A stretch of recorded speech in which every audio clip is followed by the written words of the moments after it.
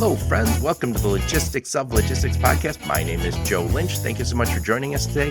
Today's topic is empowering logistics leadership with my friend Dusty Holcomb. How's it going, Dusty? It is great, Joe. It's so good to be back with you. I've been looking forward to this conversation. I've been looking forward to it. We talked, it felt like the beginning of the summer, and here we are in October. You're a busy man. So it's amazing how time flies when you're having fun. Yes. So, Dusty, please introduce yourself and your company and where you're calling from today. Dusty Holcomb. I'm the founder and CEO of the Arcqus Group, and we're a leadership consulting, leadership enablement organization, and calling in from just outside of Charlotte, North Carolina. Yep. So you are a coach? I am a coach, do executive coaching, CEO mentoring, and strategy and vision planning for organizations. Yep. And you have been there, done that. So you are not, a lot of times people are accused of that coach is coaching something he's never done. You have done that. We'll get to that in a minute. But the name is Arcqus, and it's ARCQUS. I will make sure I put a link to your website, a link to your LinkedIn profile, and any other links you and your marketing team give me. So what's the significance of the name Arcqus Group? So it comes, and this is not an idea I just came up with randomly. I've had this idea 3, 4, 5 years now. And Arcus is a combination of two Latin words. Arc is Latin for arch or bow, and the strongest part of the arch is the keystone. And cus is Latin for who.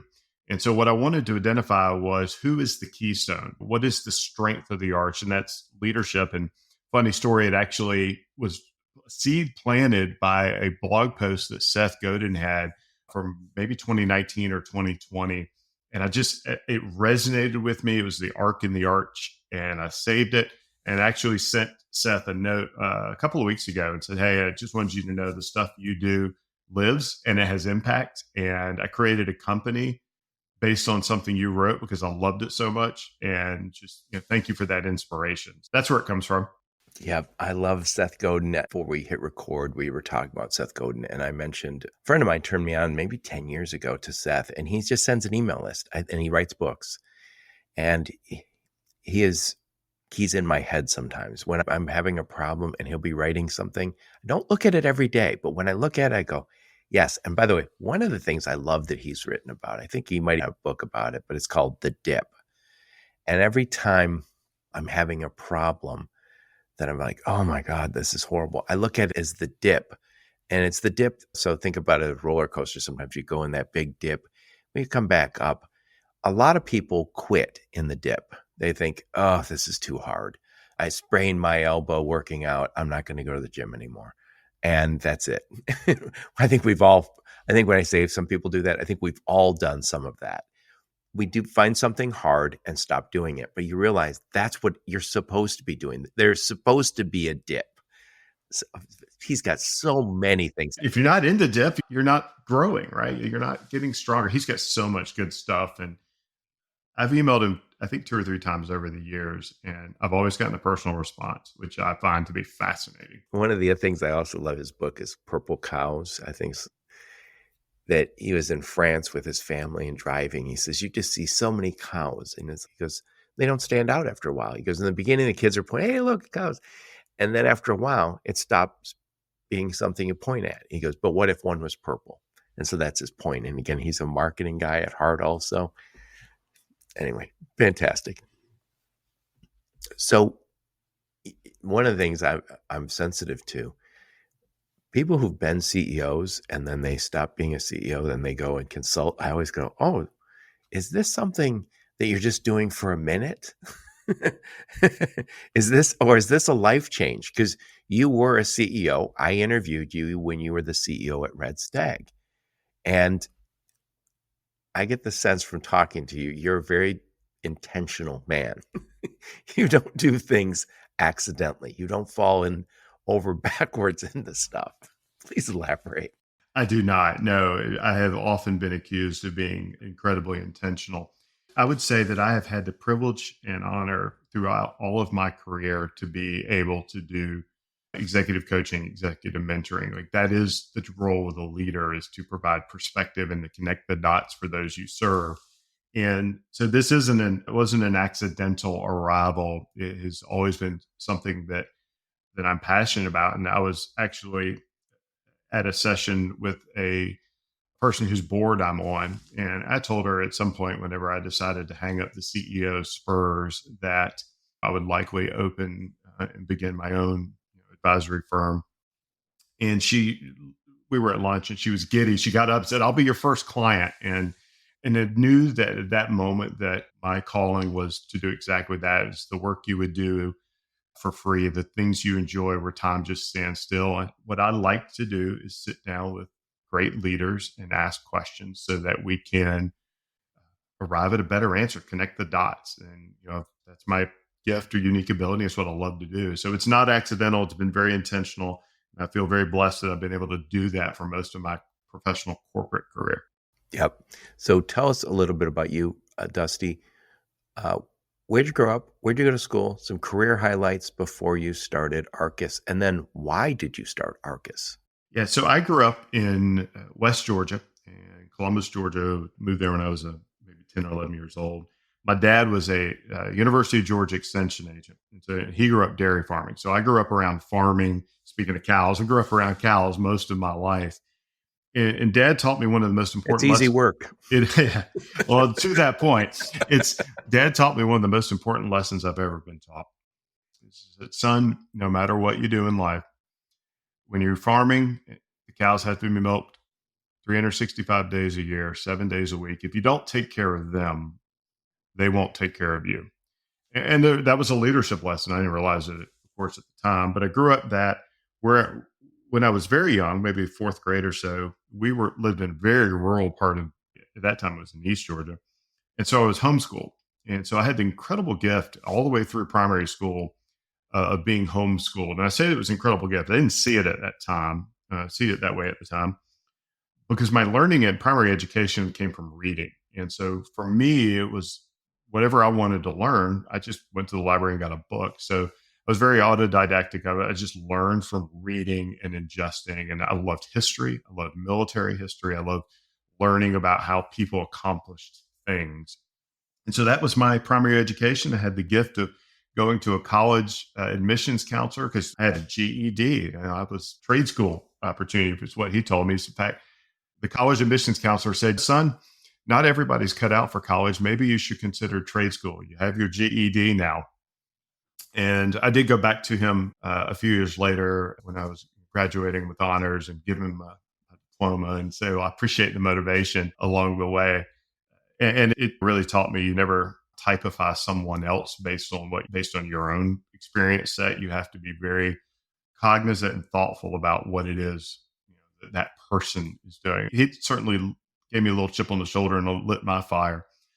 So I had the gift after that. I started my career in banking. I was running call centers. I was recruited from that organization who I absolutely loved. I figured I would be retiring from that company. It was a leadership principles based organization, very much a deep believer in servant leadership. I had the greatest gift in my professional career, which was to have a mentor at 22 years old, teach me what it meant to be a leader, which is all about serving others. And he was a retired full bird colonel, former chief of staff at the time was Fort Benning, Georgia. And he taught me what leadership was and set me on a journey of how do I serve others through effective leadership, and not in a soft kumbaya, warm hugs type of way, but as a leader serving others, my job is to ensure that they are successful, even if it means not here. Like we have to connect those dots for them. I went to AAA. I was at AAA for 21 years. Had the opportunity to do every job in the organization. I started in operations. From a logistics perspective, we were handling road service operations, so real time, on time, emergency road service logistics. Ran the call centers, ran our road service operations. Was our chief marketing officer for a while, digital officer, basically every role you can do in that organization. Left there after that particular AAA affiliate was acquired, and then joined Red Stag. And then I always had this seed in my mind of, I want to serve other leaders. I want to help. My passion about learning about how to serve others and how to lead businesses. How do I do that for more people? And I almost started Arcqus 4 years ago, 5 years ago, coming out of COVID, and decided that I didn't want to do it quite yet. And then now I knew that it was just the right time, and love being able to work with clients and work with leaders to connect the dots from where they are to where they want to be. Yep. When I interviewed you, you were at Red Stag Logistics. And what struck me about our conversation is they do a lot of big and bulky there, fulfillment.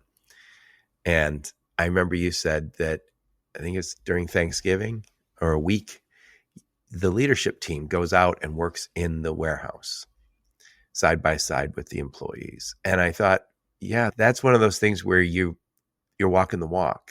And I also think that when you're side by side and somebody says, oh, that's Dusty, he's the CEO. And then they go, oh, no, that's the guy who's the buffoon who works for me every Thanksgiving, who's too slow or does this or does that. And I always think that's conversations. And again, to me, it's walking the walk. And it's not easy because I'm sure there was a lot of extra work that you had to do before and after because of, first off, it's busy season, but secondly, because you took a week off to work. I shouldn't say take a week off, to take a week to walk in the shoes of the guys who you're serving. It's the most fun in the world, though. St. Francis of Assisi said, it's no use walking anywhere to preach unless you're walking as you're preaching. And being able to do the work and understand the work, it does a lot of things. It helps you because you understand what's going on and create opportunities for improvement, but it helps your team because they see that you understand. And it's fun. It's hard, but it's fun. And I think it's necessary. Leadership is examples, and everything you do, you go back to your comment about intentional effort. To be an effective leader, you have to be intentional, which means you have to model the behavior you want to see in others. If you don't, it doesn't work. Yep. So before we hit the record button, I asked you, what are some of the problems you're seeing out with your customers? And what you saw throughout your whole career, but then now you're actually working with logistics and transportation, warehousing and tech companies and everybody else for that matter. As you're starting to work with them, I asked you today, what is the problem you're seeing? And you had an interesting approach that you are using to describe that. Yeah, I think that one of the problems that I see is there's a disconnect between where the organization's going and the effort that's being done. So let me decode that a little bit. So, what's the purpose? Why are we here? What's our vision? Who do we want to become? What's our mission? What is it that we actually do for our clients? What's our value set? How we make decisions? What we do, how we actually behave? What's our strategy and how do we execute? But there's a connective tissue between each of those points that is a vacuum if it isn't filled by leadership. And the leader's job is to help cast that and help create that connection for the front line person, whether that's a warehouse worker or a software engineer. They've got to be able to connect what it is they do on a daily, tangible basis, as part of the plan, as part of the execution. So why are we here? What's our purpose beyond making money? And where are we going? And how are we going to get there? And I see that as a challenge because, what I hear a lot of CEOs say or a lot of key leaders say is, why don't they just get it? Why don't they understand? Why do I have to say it more than once? And it's leadership is influence. And John Maxwell said that. And it's the ability to influence others to come together and understand where we're going. And I see that as a real gap and a real challenge because it's not easy. And if you have different styles and temperaments and personalities, some people think, hey, if I've said it once, they should get it and remember it forever. And there's all kinds of rules about how often and how many times you have to say something. One of my mentors told me, and I've used this phrase hundreds, if not thousands of times over the years, by the time you get tired of talking about it, it's only starting to sink in. And it's so true. It's so true. Yeah. And I've said this to you while we were prepping for this, that I think of people I've worked for in the past. I've had a long career already. And there are guys who I haven't talked to in 10 years, 20 years, 5 years. They could call me out of nowhere and say, Joe, I need your help. I need you to do blank. And I would just say, yeah, yeah, I will, whatever it is, whatever you need from me, I'm in. Because when I worked for them, they helped me. And those are the guys who I know cared about me. And I would give back to them for free right now. And we all have people like that in our life. And then we also, all of us have bosses where you're like, "Ugh, never knew what he wanted from me. We didn't get personality conflict, whatever it was. I got fired, I quit, whatever it was, just never clicked." And by the way, all of us are thinking to ourselves, oh, I'm the first guy. I'm the guy that Joe would run through walls for. But let's face it, I think all of us are both. We've all been the bad guy, the guy who didn't lead. Maybe you thought you were, but maybe in retrospect you weren't. I think this is the dilemma. This is the problem with this life. It's always a journey and it's always growth. And I'm a huge believer. All leadership is preceded by self leadership. If you can't lead yourself first, you can't lead others, which means you have to accept with humility that you have fallacies, that you need to improve, that there's somebody better than you, that you have to grow, that you might be the gap between where you are and where you want to be.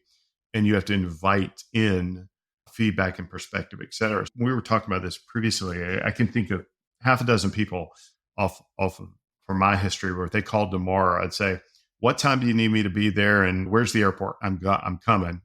And then there's other people that would call that I'd be like, good to hear from you. Here's a number you ought to call. Like, it's not the same. And it's not a value statement about who they are as people and their value as a person. It's really more indicative of what relationship was they were investing in at whatever that period was. And there's transactional people and then there's relational people. And I can't speak for you, but I can speak for me that the people that I would run through walls for were the ones that were far more interested in creating value for me, even if they selfishly knew that it was going to come back to them, than they were in extracting value. It was never an extraction mindset. It was always an additive mindset. And those are the leaders that have influence. And those are the leaders that have create a many year long, sometimes decade long ripple effect of impact based on how they treated you and cared for you. Yep. And Dusty, I know I'm talking to you before and talking on the phone. You work out a lot. You do these, I don't know if you're doing triathlons or whatever you're doing, but you're walking the walk again. And I think when somebody says self-leadership, it's really easy to say, yeah, I'm doing all the leadership stuff. But if you're not living a whole life where you say, yes, I'm healthy and I've got good relationships at home and with friends and family, I think I don't trust it. So if somebody says I'm a leadership coach and I'm a mentor and I'm this and that, and you have nothing but dysfunction in your personal life and you're unhealthy, it doesn't work for me. I feel like I want to see a whole person because that's what I want to be. And I think all of us at different times said, yeah, I should be in better shape. I should see my friends more, call old relatives I haven't talked to in a while, whatever it is. And I think that's a constant fight to keep that life going correctly. And you've done that. Again, you're very intentional. I think that's what you need to look at when you're talking about leadership. It can't be, oh yeah, he's a flat out mess, but he's a guru. He'll help you fix your business. I don't believe it. I don't believe that. Yeah, I don't either. And I think for me, it comes back to a connection of core values. Roy Disney once said, when your values are clear to you, making decisions becomes easier. It didn't say they were making decisions became easy. He said making decisions become easier. And so you just have to, for me, like my values are X and here's the things that I believe. And so here's how I'm going to show up. And to your point, nobody wants to follow a leader who says, do as I say, not as I do. And it just doesn't work. And so you've got to have trust and belief in the person and know that they're actually eating their own dog food. They're doing the hard work to make themselves better. Yep. And by the way, it is football season and I love football season. I loved it a lot more last year. My beloved Wolverines were killing it, but my Lions are killing it right now. Yes, they are. I love hearing coaches talk. The best coaches, and Nick Saban would talk about leadership and high standards. Oh, these guys just get it. And the best coaches, again, people would run through walls for them. And Jim Harbaugh just left Michigan. He went to the Chargers, and he's won everywhere he's been. He's a little eccentric, maybe a lot eccentric, but the people who he coached love him. And it's funny, I remember players coming off the field last year, and they come off the field during the game, and you hear Harbaugh say, grab him and say, I love you. And I was thinking, well, wait, what's going on here? I was thinking, that is not the football coach I grew up with. Football coach I grew up with was like, I hate you and I'm going to make you run laps because you did something wrong. And again, I think these people can be very, Nick Saban, Jim Harbaugh, a lot of these coaches can be very divisive. Usually people who on the other side would go, oh, I hate that guy. But the guys who, again, I think there's tremendous leadership in that. And I think what you always see in those organizations is that connected. And I always call it alignment, because a lot of times if you ask the CEO, he'll say, our purpose is this, our vision is this, our mission is this, our strategy is this, our values are this, and here's how we're executing. Oh, okay, do you mind if I ask the lowest level employee here? Why? What would they know? Yeah, it is that alignment, and it's the ability to distill.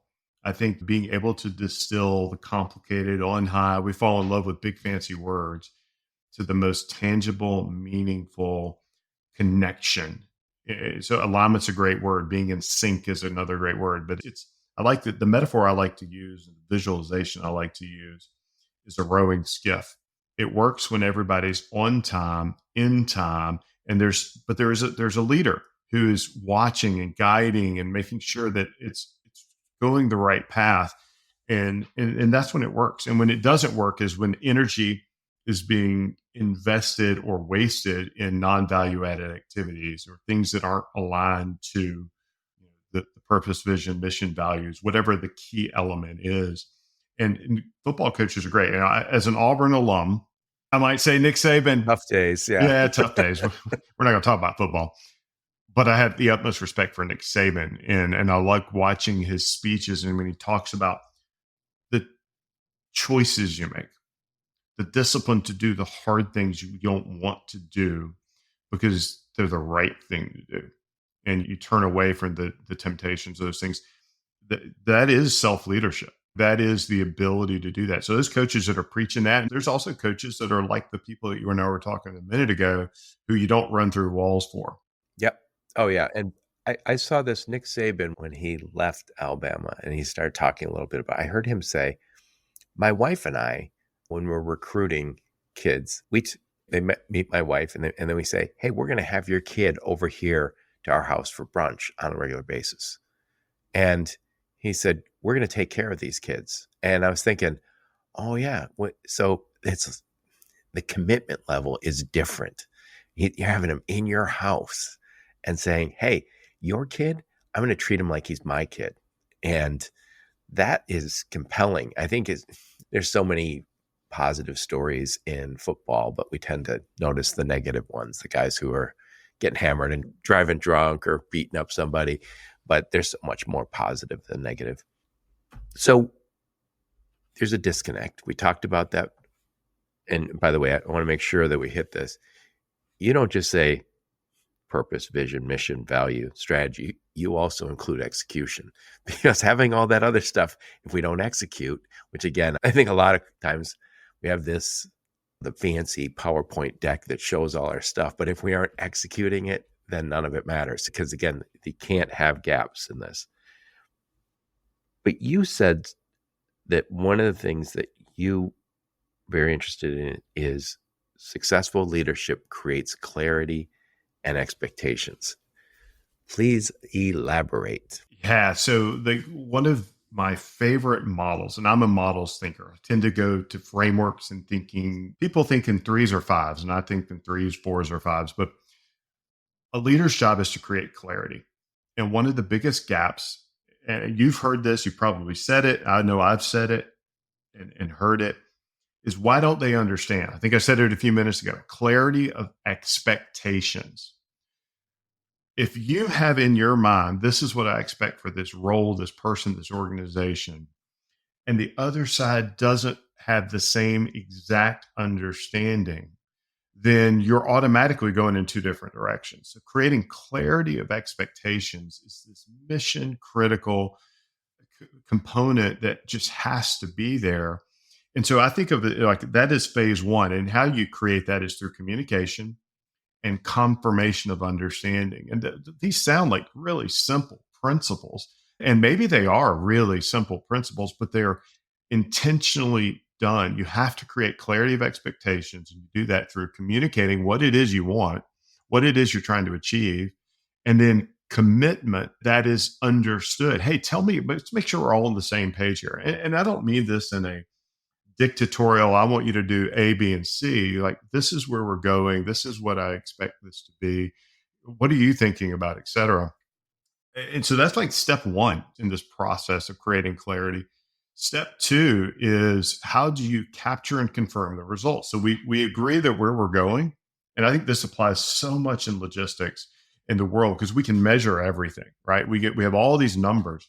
Here's the expectation, and then we're going to commit and agree that this is how we're going to measure progress against that expectation, whether it's a milestone or a KPI, or even if it's just an observed behavior.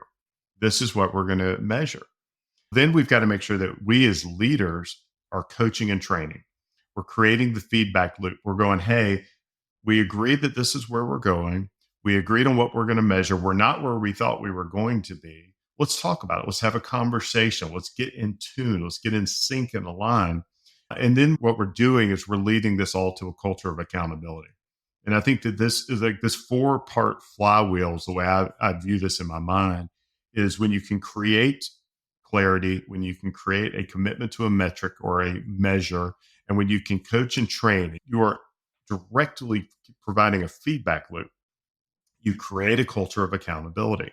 And the best accountability is always self. Like when someone's holding themselves accountable, going, hey, Joe, I'm really sorry. I know we agreed on X, but I didn't do it. And here's why. And I'm on it. But then a leader's got to make sure that accountability happens and says, Joe, we're not where we thought we were going to be. What are we doing? How are we going to get there? And it creates this feedback loop. And then it does it again. Clarity of expectations over and over again.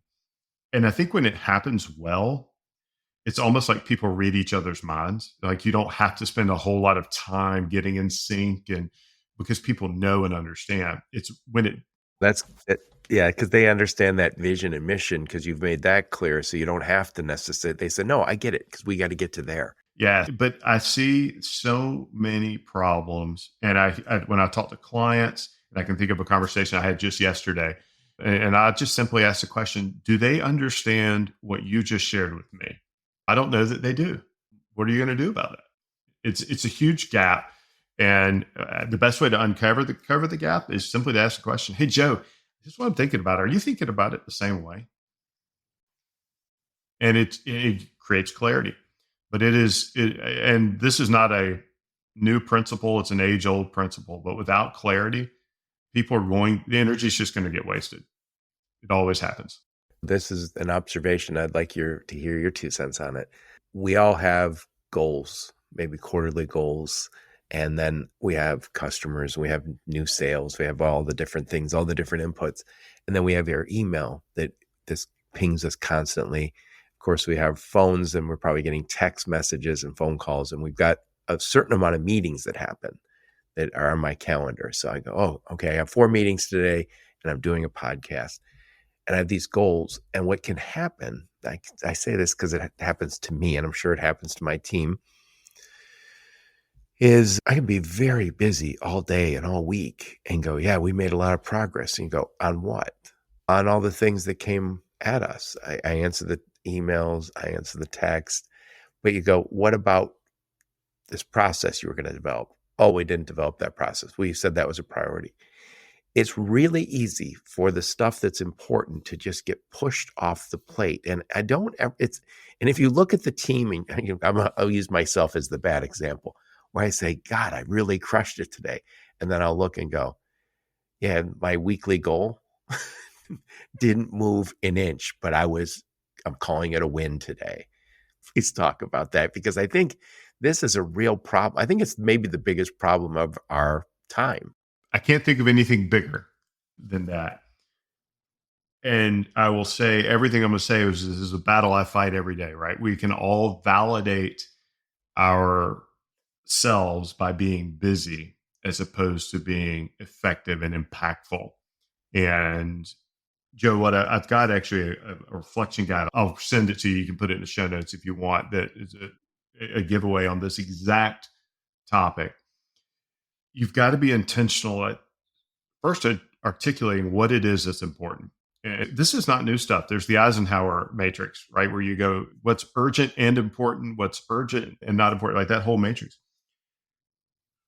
How are you intentionally creating the time to allow yourself to focus on what's most important? And then when and how are you saying no? It's easy to say yes to the inbox. Sometimes you just have to turn the email system off. There's a great book by Cal Newport, Deep Work, and really talks about the power of getting focused in the most important things. And it's an epidemic because there's so many ways for us to distract ourselves, to salve ourselves with the dopamine hit because of the text message or the immediacy of need. But you have to articulate what are the three most important things I want to get done this year, this quarter, this month, this week, today.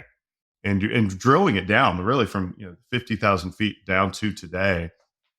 Personally, because I can be as distracted as any other human being, I keep score. I have a daily scoreboard I do every single night that I look at and I go, did I achieve the things that I said were most important today? And what are my three most important things for tomorrow? And I know that I'm going to have to write that damn scoreboard again tonight, and I'm going to give myself a qualitative score on this. I gave a 6 in this category today, but I track it over time because it goes back to my second step, a measure. My expectation is that I will achieve the most important things, and how am I going to measure my progress against that? I think it is one of the most important things leaders have to be able to do is articulate what's most important and say no to everything else. And it's a relentless, and I've been guilty of this a million times, relentless attack on us every day. And almost every single CEO or key executive or leadership team that I'm working with, it is never a lack of things to do that we spend time talking about. It is always what are the most important things that must be done. And there's really 3 answers to a question: yes, no, or not yet. Yep. One of the bosses who I would run through walls for, I worked for him as an employee. I worked for him later on as a contractor, another time as a consultant, and I consider him a friend. Drives me crazy. I drive him crazy. We come to things very differently. He's super detail oriented. I'm not, but we get along. And I remember being in his office, and we would go a weekly meeting, what I was working on, and our one-on-one for the week, and we'd be listing everything on the whiteboard, and then he goes, all right, let's put this is an A, this is A, this is B, C, the D, right? A, B, C, D. And then he goes, and I go, you get one A1. He goes, yeah, there's one A1. And he goes, no, I know. And then he go, this one's A1. And then he would invariably want to put another A1. And I would walk out and I'd say, so I have 3 top priorities is what you're telling me. He goes, this is the way we've got to work. And I remember we would fight, but also laugh, because that feels how our life is. That when I say my top priority for today is this, invariably I could argue and this and this. There's always more. And when I do it for myself, am I also doing it to my team? Yes. The answer is yes. And there's always more. And there's always, I use a paper day planner because I just need to physically touch something. And there's always more. You're never going to get done. And I think that's probably the addiction of our age, is we are never done. There's always more that we can do. And it affects CEOs. It affects middle level leaders. It affects frontline. There's always more. So I did listen to the book Deep Work by Cal Newport. I highly recommend it. And I seem to remember some extreme examples in there where there's guys, I think there were scientists, and they would say, I don't have an email address. You can mail me at this address. I don't get paid to do transactional emails. I get paid to think deeply and to do research. And that is very much not a people pleaser perspective. And again, I come from a people pleasing place.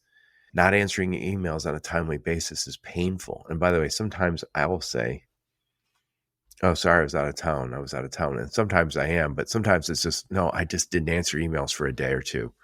It's a polite way of saying your email is not at all a priority to me. Yeah, it's so interesting.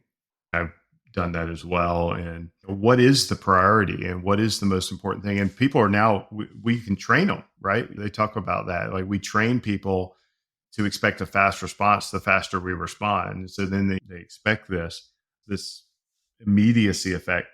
So I recently read a book, and you may have read this as well, but it's a phenomenal read. It's Dan Sullivan and Dr. Benjamin Hardy. 10x is easier than 2x. And one of the principles, it's a great book, highly recommend it. And I think it applies as we think about as business leaders and we think about how we're growing our business. And I think this is really impactful for the logistics space because we often can think about the iterative next step, like it's linear. And the book really challenges you to think of it in an exponential fashion and deconstructing it. Anyway, highly recommend it.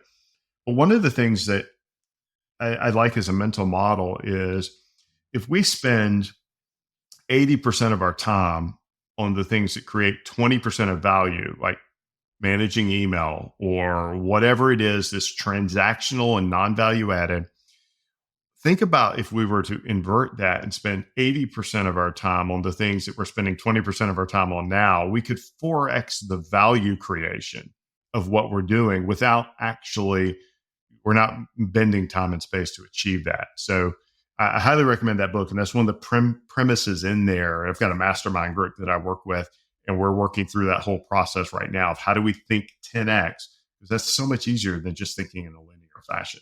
Yeah. And by the way, if you're going to have your team focus 80% of their time on the 20% that adds the most value, that is going to be a big shift. You're going to say, we're not doing this. We're not doing this. We're not doing a whole bunch of things that we've gotten used to doing. We're going to wipe those off the page. That's not hard. Let's get back to leadership. One other thing, I'll throw this past you because I suspect I know how you think about this. I've been saying to myself lately, the things you do every day are more important than the things you do every once in a while. And I think sometimes the things that are most important, I don't necessarily take care of.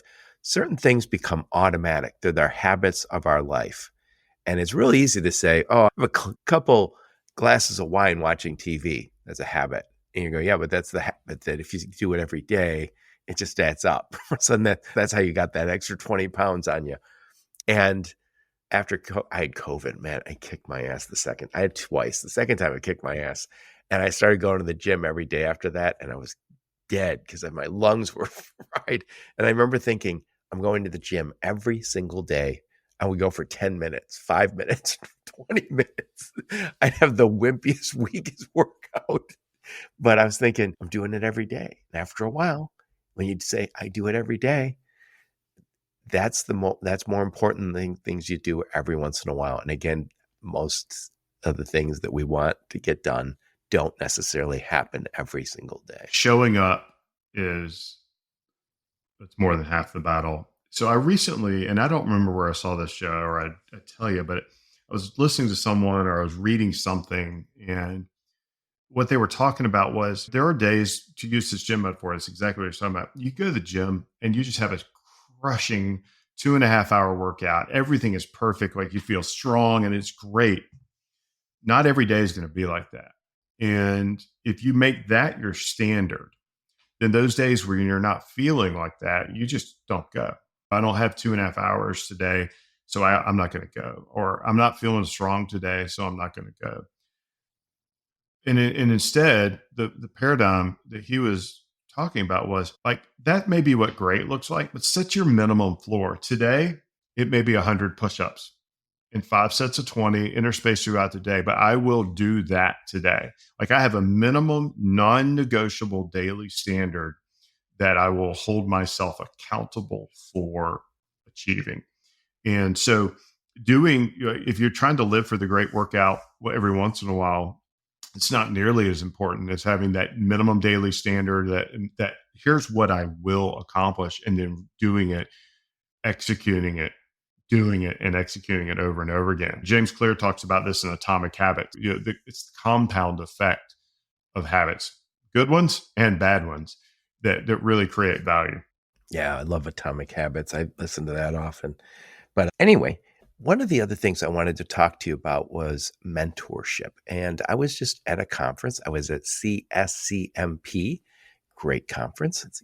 And it was down in Nashville. And I had the chance to work with the guys from Freight Path, great company. And they are recruiting, training, and retaining people. So they're doing some great things in the training space. And they invited me down to participate as a facilitator in their roundtable discussion. And one of the things was the power of people in supply chain. And the topic of mentorship came up. And I said, and I told you the same thing, we tend to think of mentorship as real formal, and we think of it as you got to get picked.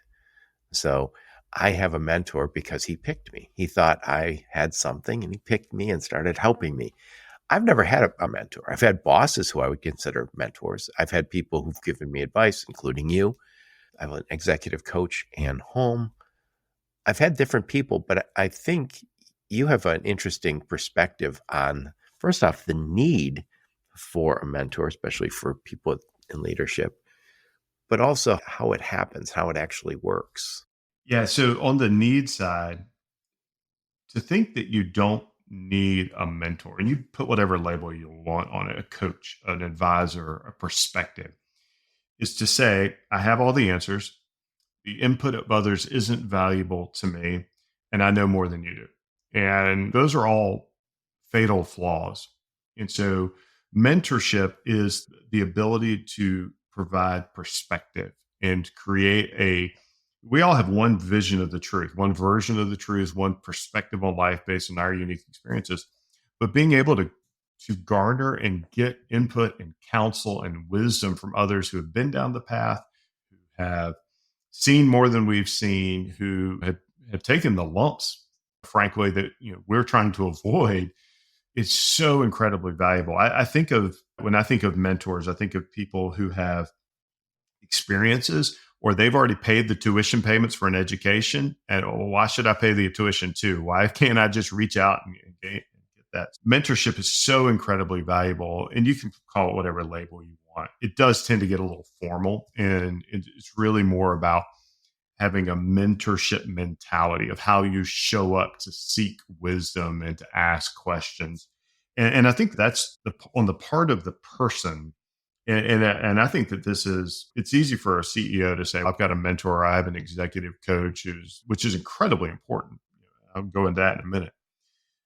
But every level, it can create so much value. And I always tell folks and counsel people, seek mentors, curate a list of people that you can just call and ask advice of. And you can't be a leech. You can't be sucking all the value out. You got to be, asking how you can serve them as well. But being able to curate a list of mentors who you can get counsel from is one of the most important parts of being an effective leader, in my opinion.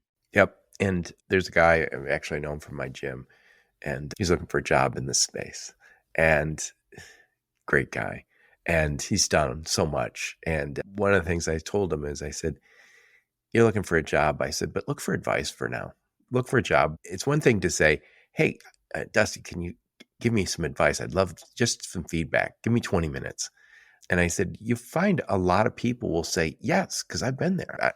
I will always, anyone who's looking for a job, I'm a sucker for that, because I've had that moment where you're unemployed. It's not a moment, it was 6 months where you're, oh my God, maybe I'll never work again.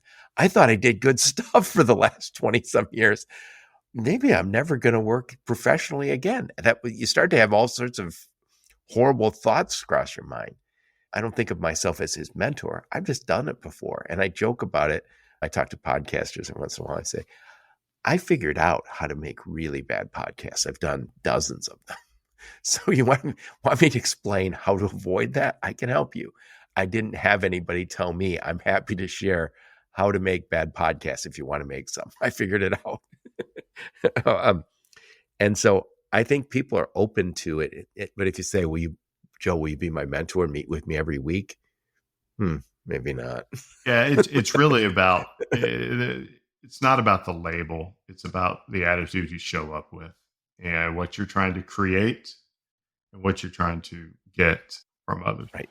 So now see, this is the $1,000,000 question. I don't want to put any pressure on you. So who's your sweet spot? What kind of companies and what are the kind of problems that they're bringing to you and saying, this is what I need your help on? Yeah, so sweet spot is going to be an organization that is seeking growth, and not just in a everybody wants to grow, but in a we want to create real value. Like we're not just here to create a transaction. We are really focused on being value accretive for our client, our customer, our stakeholders, whatever that is. So I'm a sucker for those companies and organizations who have a purpose bigger than just making the dollar. The dollar is a pathway to execution, but it isn't the purpose for being. And so working with CEOs and executive teams as they navigate that next chasm that they're trying to get across, like how are they connecting the dots? How are we thinking about the world differently? I've had the incredible blessing in my career to have a bunch of different types of work and a bunch of different responsibilities. So being able to ask questions from different angles and connect dots, that's what really I can create the most value for others. In fact, on my website, I even created a value guarantee that basically I say, if I don't create the value for you that we agreed on going in, pay me what you want to pay me. You just got to tell me first, right? You got to have that communication conversation along the way. So I love working with organizations who are purpose driven, have a meaning for growth beyond just making a buck. I think that's important, of course, and are trying to achieve, get across that next chasm, get across that next milestone, to go from 10 to 100 million. That's what jazzes me up, and that's where I can create the most value for those organizations. So those are companies that are pursuing growth, but I'm assuming you're also bumping into quite a few people. When I got my life coach or executive coach, whatever you want to call her, Ann Holm, I was going through a difficult time, personally and professionally. So I wasn't saying, hi, Ann, I'm interested in growth. I told her, I think I'm losing my damn mind. And so I'm assuming you run across a lot of the same thing where they're not saying, hey, we want a vision and a mission and blah, blah, blah. I'm assuming they're saying sales are down, turnover is too high. We got gaps in the leadership team. Some things we're not all on the same page. I'm assuming you get more of that than the aspirational. Yeah, absolutely. And so I think that comes down to how you define growth. Growth out of chaos. Like we live in a world of chaos right now. We want to stabilize. We need to enhance our leadership team. We need to inject stability into an organization. It's really around what is it that you're trying to grow from and to. And so that's when I think about growth, I'm talking about a from to statement. We are here and we want to get to over here, whatever that means. And it's not always the 10x or whatever that may be. But what doesn't work is when someone says, hey, we don't really want to change, or I want everyone else to change, but I'm not part of the problem. That's not growth. So with growth means being able to go inside and go, I need to change as a leader. And I can think of several of my clients I'm working with today who are CEOs, and they're not 10xing their business. They're 10xing their impact because of how they're growing. Yep. I said it to you before we hit the record button. I've come to the realization that my business can only grow as fast as I do. And that is it's positive, but it's also, oh God, really? You go, this flawed being is the key. Yes, the speed of the leader is the speed of the team. And if the leader is self-aware and is leading themselves, they recognize those things that they do that create a debit effect to their team. and they can augment that, hire around that, fire themselves from doing those certain things. There are certain things that I should not be allowed to do in my organization because I'm just not good at them. And you don't want to limit that effect. But I couldn't agree with you more. The speed of the team is based on the speed of the leader. Yep. And I've said it the other way, the negative, which is the team can never outperform the coach. And we talked about earlier about great coaches. Nick Saban, I know you hate to hear this because you're an Auburn guy, but Nick Saban is a championship coach. And so he's holding himself and his coaches to a very high standard. But anyway, enough of my pontificating. I'm going to summarize, then I'm going to get your final thoughts on the topic.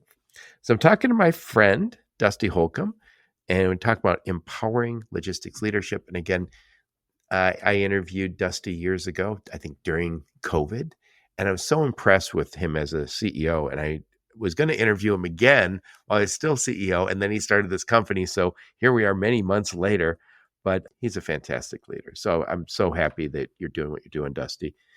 We talked about some of the problems that you get into, and you said there's often a disconnect between purpose, vision, mission, values, strategy, and execution. Can't do all the fancy stuff.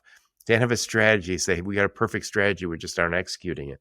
But you said that leadership is the connective tissue between all of those things.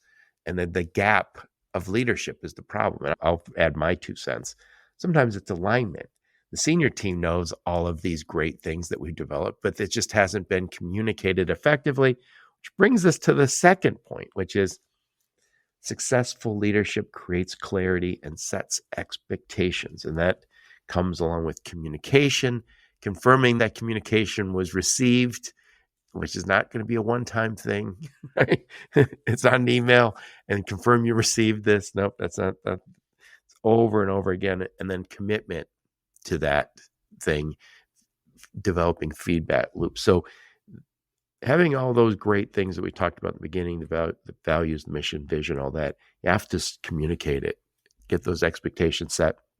And then you talked about the value of mentors and coaching. And it's, again, I think it doesn't have to be super formalized. It probably wouldn't hurt if you formalized it within your organization, because I'm always concerned about the high-performing guys, high-performing gals often get the mentoring. And maybe it's because they're seeking it. Maybe because they've made it real clear, I'm open and I want to learn. But we've got to make it so everybody gets that. Dusty, you said when we started that somebody recognized you as a high potential for digging ditches. And you thought, no, nothing wrong with digging ditches. I've done it, but I see myself differently.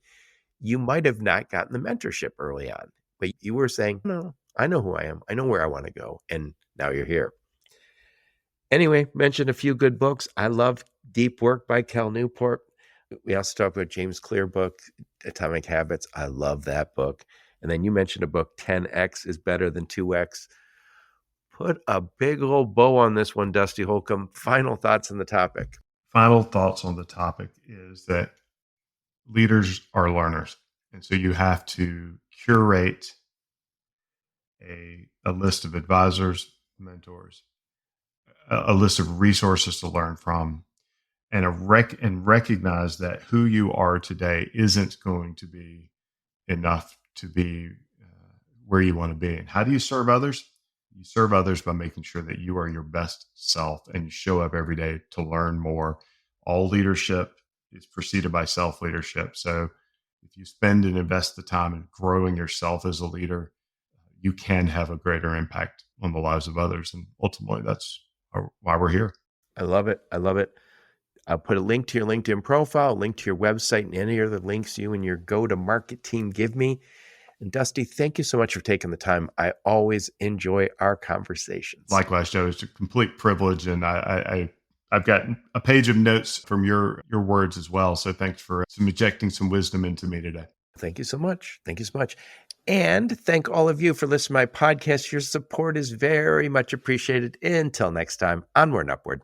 You have been listening to the Logistics of Logistics podcast, where we engage with leaders in the logistics and supply chain community. If you like what you hear, please subscribe, hit the like button, and leave us a nice review on Apple or Spotify or wherever else you listen. Also, please check out our videos on YouTube and connect with us on LinkedIn. We're very big on LinkedIn. And you can also reach us on the logisticsoflogistics.com, our website.